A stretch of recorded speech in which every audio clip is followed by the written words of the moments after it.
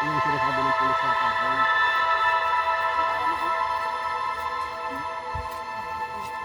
Talagang hindi binuhay. Kaya ba sa duyan? Hindi, siguro ay ano, nakaupo dito at nakahiga dyan yung babae. Wala siya pang papapag dito. Ah, ito tinanggal. Duyan lang, tinanggal ko lang at nilagay ko nga sa isang sako. Duyan na. Pero wala man tama yung sako eh, ay yung duyan. Walang taga. Ibig sabihin sa...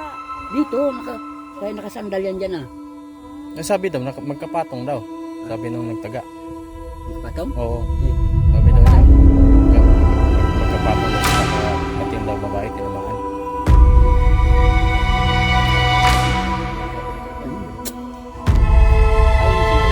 Sabi ng lalaki. Pero yung babae, saan natutulog? Ano kung ano, yung alis namin, dyan sa kabla. Dito siya. Yung isa, nga, dito kami nakuha oh. Hindi, nakatulog yun, tinira yun. Hindi yung sinasabing magkapatong. Tulog yun.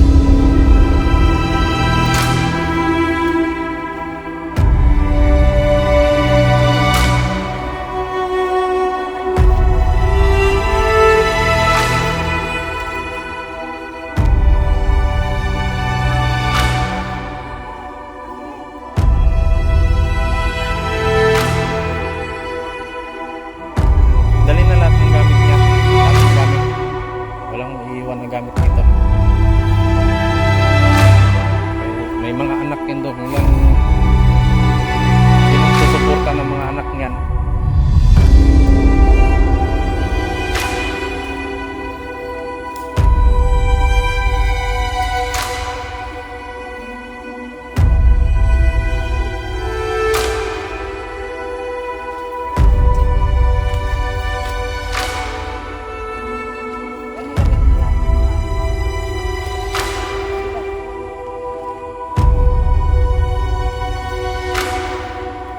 Anong oras yung pangyayari na yun? Puro silang.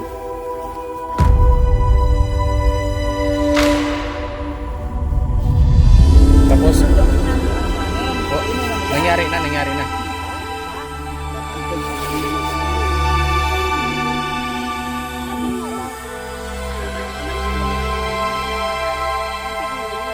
Anong salag sa'yo ng babae? Wala na siyang alam eh. Yung lagi ang ano eh.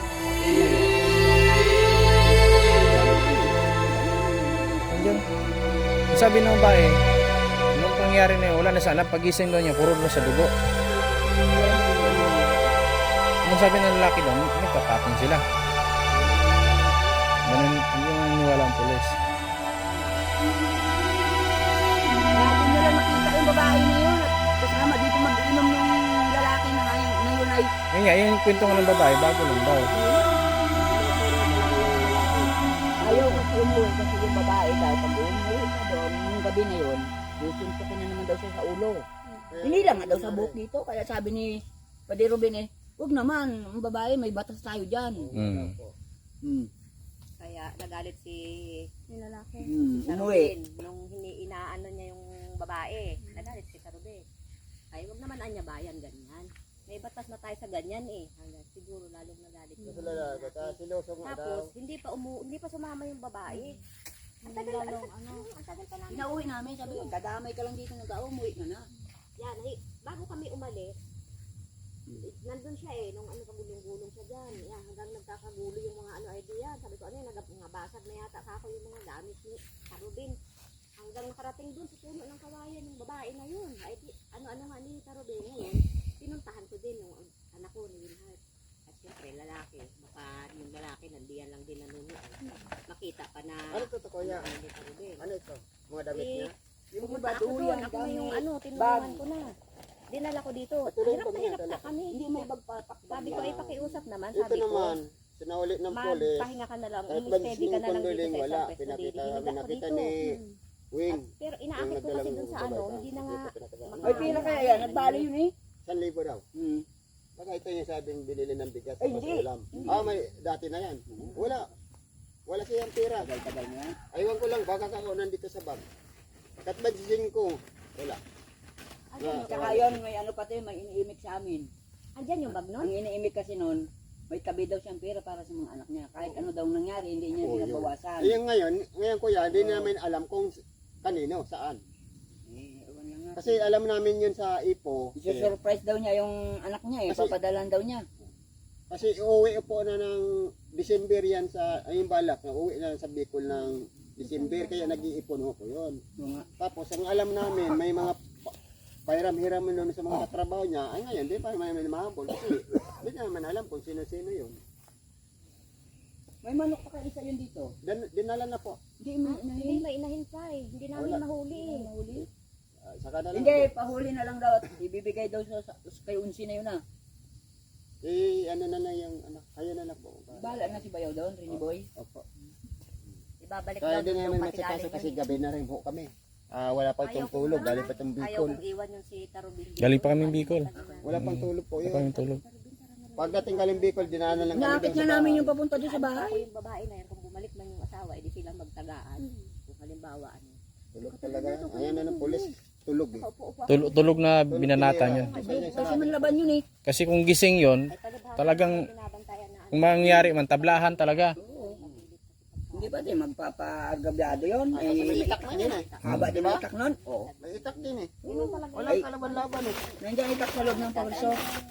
Sinama ko dyan pati buta. Ah, ano na?